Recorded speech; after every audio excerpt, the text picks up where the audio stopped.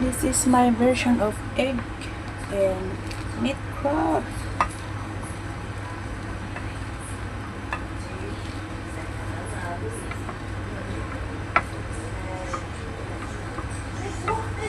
Pwede nyo itong gawin sa mga anak nyo. Pagluto nyo mga anak nyo yung ganyan.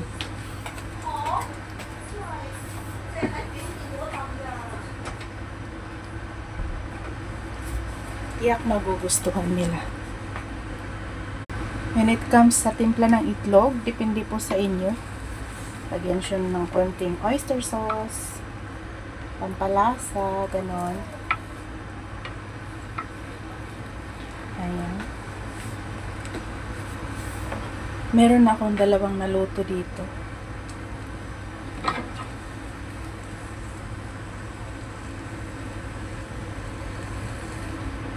Ayan siya. At may humahabol na langga. Ayan, 3 na siya.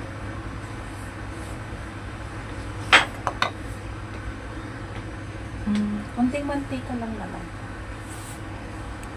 Kasi itong kitchen tissue, meron siyang mantika. So, okay na yung mantika na ganon.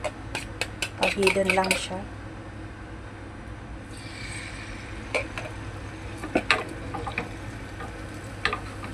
Sa mga may anak, ay, pwede nyo itong lutuin para sa inyong mga kids.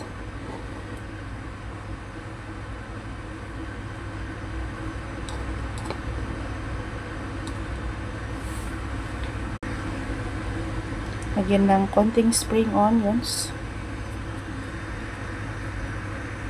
I-turn na natin siya. Careful lang po sa pag-turn para hindi masira. And this is our final product.